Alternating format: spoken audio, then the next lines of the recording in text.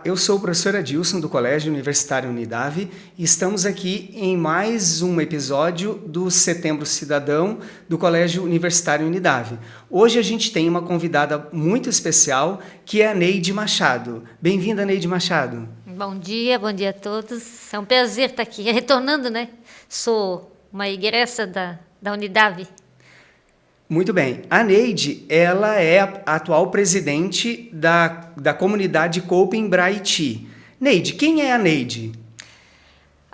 Hoje eu me defino como duas coisas. Eu sou uma voluntária, porque uma grande parte do meu tempo eu faço trabalho de voluntariado, e sou uma cuidadora. Já fazem uns 5 anos que eu cuido da minha família, né? Então, sou uma cuidadora e uma voluntária. E à noite eu ainda sou professora. Muito bem. Neide, o que é a comunidade Coping Braiti? A comunidade Coping Braiti, ela tem 1 ano de existência. Nasceu em julho do ano passado. Em julho desse ano nós fizemos 1 ano. Mas ela é resultado de uma caminhada que iniciou lá em 2013, quando aconteceu aquele desastre ambiental no Haiti, e Rio do Sul começou a receber toda essa comunidade, né, de haitianos. Eu sempre fiz voluntariado, desde os meus 15 anos, hoje eu estou com 60, e eu estava terminando um voluntariado, um tipo de atividade junto à comunidade, e iniciando um outro. E aí foi que a gente viu a questão dos imigrantes que chegavam e não tinha nenhuma instituição olhando para eles, né? Então, aí na época eu me associei à Caritas, né? E aí, junto com mais uma senhora, a gente começou a fazer processo de visitação, né? Para conhecer a realidade dessa comunidade, e aí iniciou. Então, começou lá atrás algo que está se institucionalizando agora, que é a comunidade Coping Braiti.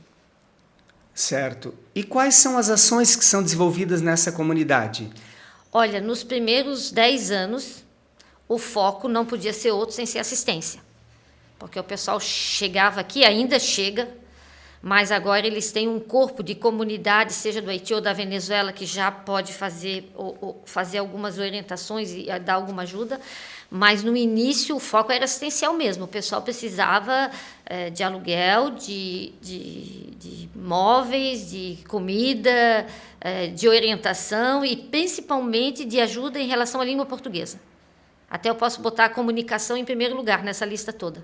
Eles precisavam iniciar um processo de comunicação dentro da língua portuguesa, para poder pedir, né, trabalho, ou se manter no trabalho, e a partir daí, ou até antes, né, antes do trabalho, tinha necessidade de encontrar um lugar para morar, de ter uma cama para dormir, de ter uma roupa de cama para colocar na cama. Então, é todo um processo. A gente começou lá da base. E agora depois de 10, agora a gente já está 12 anos com eles. Então, a gente notou que esse navio da assistência está mudando para formação, né? Então, a gente percebe esse caminhar, né? Mais cursos, mais formação, mais integração junto à comunidade. Agora está vindo uma nova linha, que é a necessidade de pertença da cultura, né? A gente fez agora um encontro do Dia do Imigrante, os italianos, coral de italianos vieram cantar para os imigrantes, os novos imigrantes, né? Então, aí eles começaram a perceber, é assim que a gente marca a cultura dentro de um outro país, né? Então, tem que manter algumas coisas, e ao mesmo tempo que eles têm que manter algumas coisas, eles têm que se abrir para uma nova cultura, porque ele tem que haver o processo de integração também, né? É um trabalho bonito. Com certeza. Conta pra gente, você já nos disse que a associação nasceu bastante voltada para a comunidade que veio do Haiti, Sim. Né? Para essa etnia, sim, esse povo. E aí, recentemente, isso vem se ampliando para outros, sim, migrantes. Sim. Conta um pouco para nós como é que é esse processo. Quem está vindo, como é? Então, começou com os haitianos. A própria Comissão Braiti, que lá em 2016 a gente organizou, era exclusivamente de imigrantes haitianos. Mas, ali após a pandemia, de uma forma mais significativa, começaram a chegar muitos venezuelanos.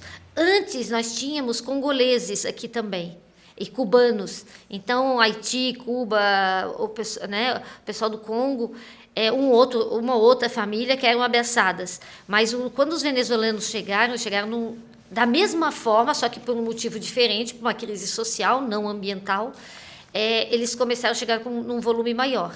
E eles foram naturalmente abraçados pelos imigrantes haitianos, que começaram a partilhar o que eles tinham da mesma forma como eles faziam com os seus. Então, foi um movimento natural e eu achei assim, muito interessante. Porque quase sempre a pessoa se fecha, né? Mas eles não se fecharam, eles se abriram. E aí, alguns venezuelanos começaram a entrar no processo também da equipe, porque não é só receber. Nós não temos dinheiro, nós não temos um funcionário, nós não temos nenhuma zeladora, nós não temos nada. A gente ganhou como cedência da prefeitura uma escola abandonada. É isso.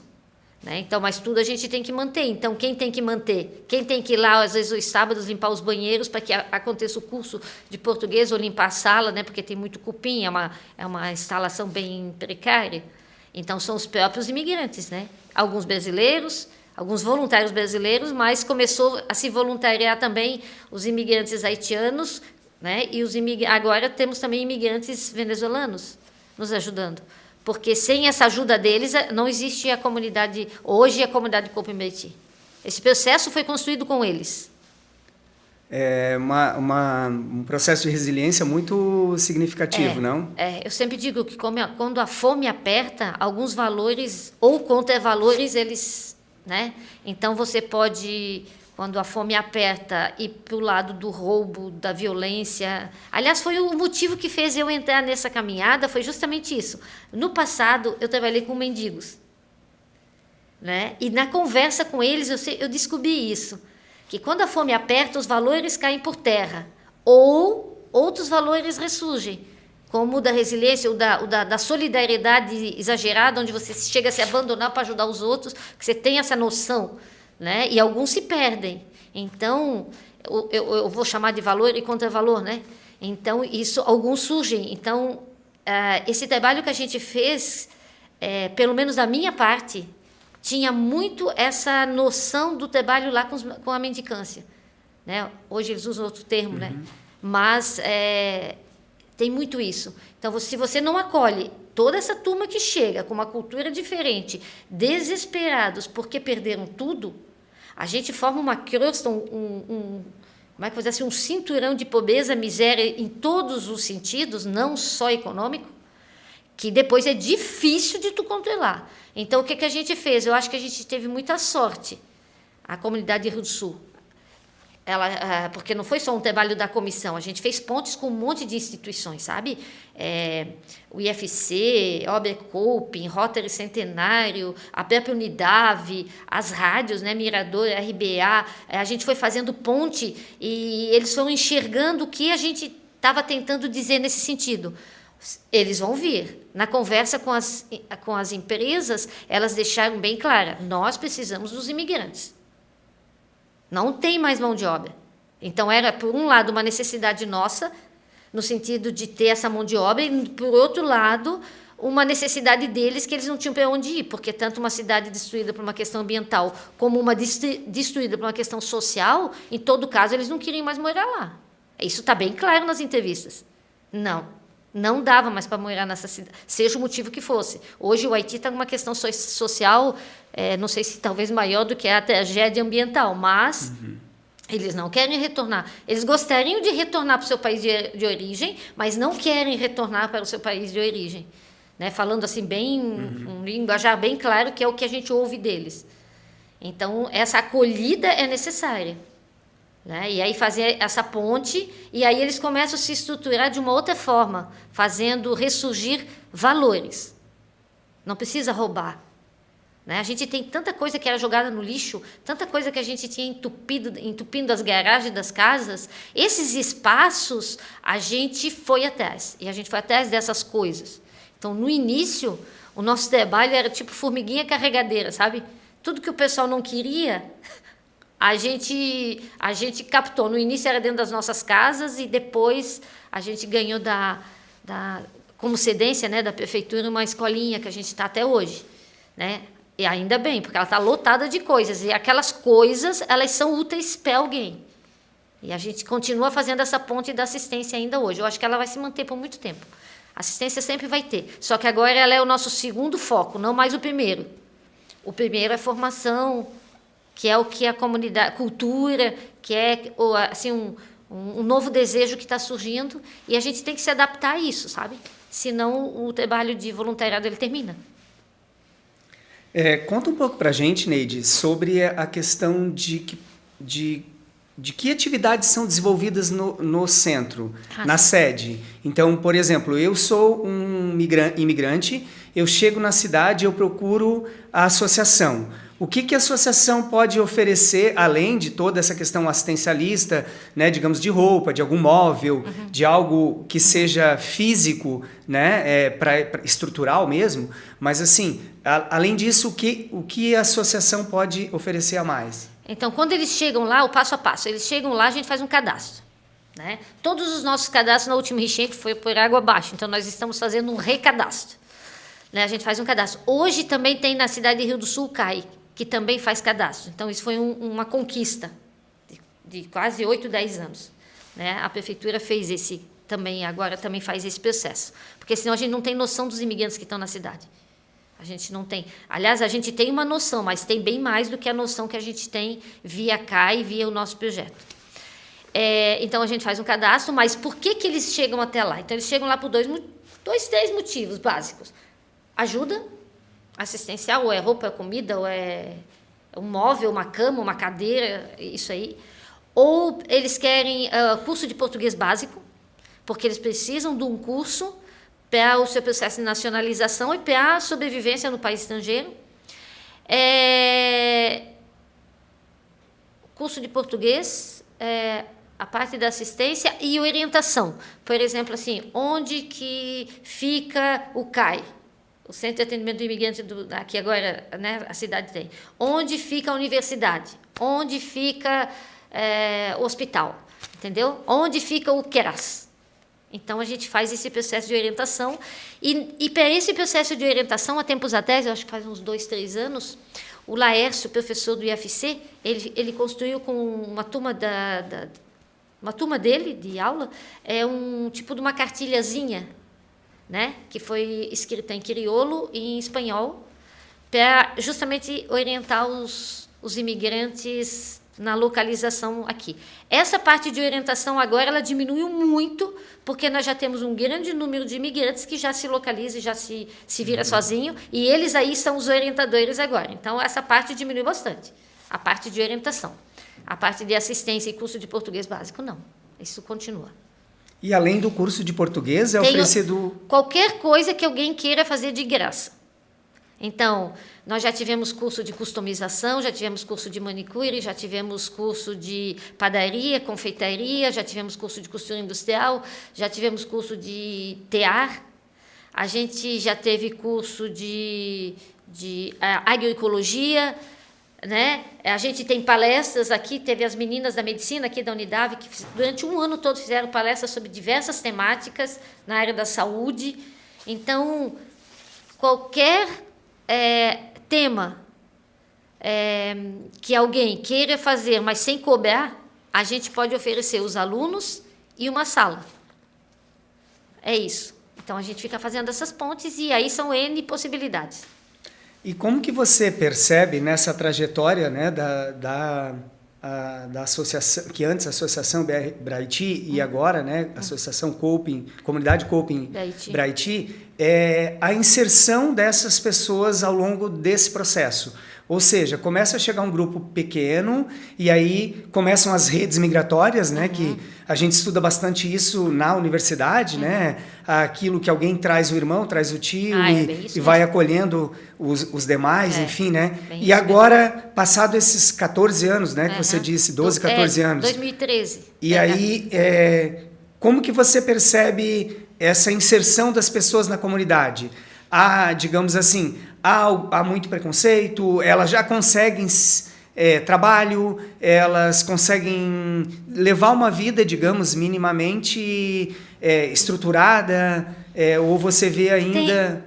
Olha, tem assim, eu acho que aí tem, não é nem preto nem branco, mas tem uma nuance de cores ali, tudo depende da pessoa que vem, assim como, não por serem imigrantes, mas eu acho que é como acontece dentro da nossa sociedade também, né? Então, tem aquela pessoa que vem, consegue se manter no emprego, consegue construir uma família e consegue participar da vida da comunidade, se estrutura de uma forma simples ou não aí. E tem aqueles que não conseguem. Então, existe um grupo que ele está rodando o tempo todo no Brasil, dentro do Brasil e fora do Brasil. Ele roda até se assentar. Eles vão rodando. Né? Porque, às vezes... e em relação ao preconceito, talvez o pessoal não vai acreditar, mas a gente não sente. A gente não sente lá. Por quê? Porque a gente fez um trabalho onde a gente está olhando a pessoa e não a cor da pele. Então, na nossa cabeça é muito tranquilo, não importa. É uma pessoa para ser ajudada, é só chegar lá, até um brasileiro. Brasileiro, haitiano, agora ainda como comunidade coping, a gente está trabalhando mais com o termo comunidade. Estamos ajudando a comunidade. Se nessa comunidade tiver descendente de italiano, de alemão, de polonês, ou os novos imigrantes, né? Ou os novos migrantes, porque nós temos um grande número de pessoas que vêm do norte para cá, né? Então... não importa, é uma pessoa humana, precisa de ajuda e a gente pode ajudar no sentido de assistência, de orientação ou de um cursinho, alguma coisa que está acontecendo ali, ou cedendo o espaço para que haja processo de nucleação, né? Como assim, coisas bem básicas. Um batizado de uma criança que não tem como pagar um local, entendeu? Ou um casamento, como já aconteceu, né? Um casamento... onde que a gente vai fazer? Então, o espaço está lá. Ou só uma celebração religiosa de final de ano, como é de virada de ano, os haitianos têm um ritual deles de virada de ano, de uma sopa, não sei o quê, né? Então, o espaço está lá, né? Então, mas também pode ser alguma coisa entre qualquer pessoa da comunidade. Então, a gente agora está começando a deixar bem claro esse foco. O trabalho da comunidade Coping Beiti é junto à comunidade da Barra, Barragem, Vila Real, algumas pessoas do Buda, algumas aqui do Canoas que vão para lá, não tem problema, porque a gente não vai marcar território também, né? E todos são convidados a participar, a colaborar ou a gente ajuda naquilo que a gente pode, dependendo do que a gente tem. Muito legal.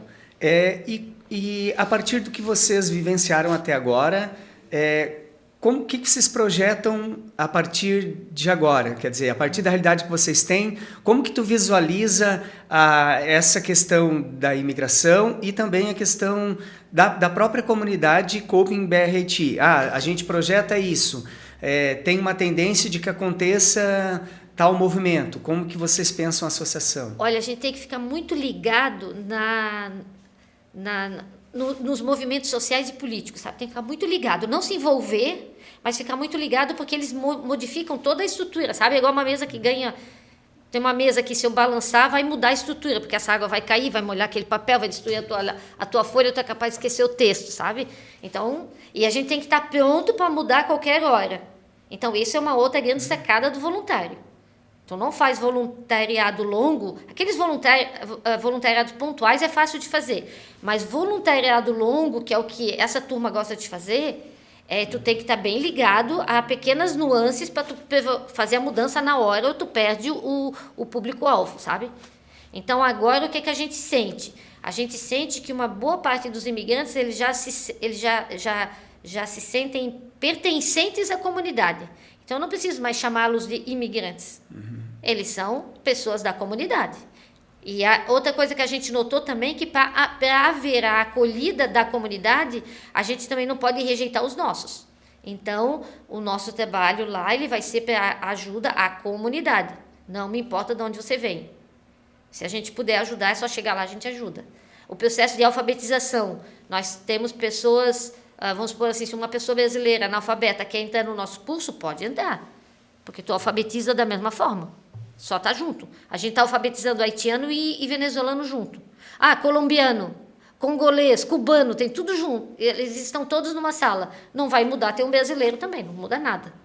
Então, isso são mudanças para o próximo ano. Aliás, que já começou, porque é um processo, né? que já começou. A outra coisa é a questão da cultura. Deixar espaços para que as culturas possam manter algumas tradições, sabe?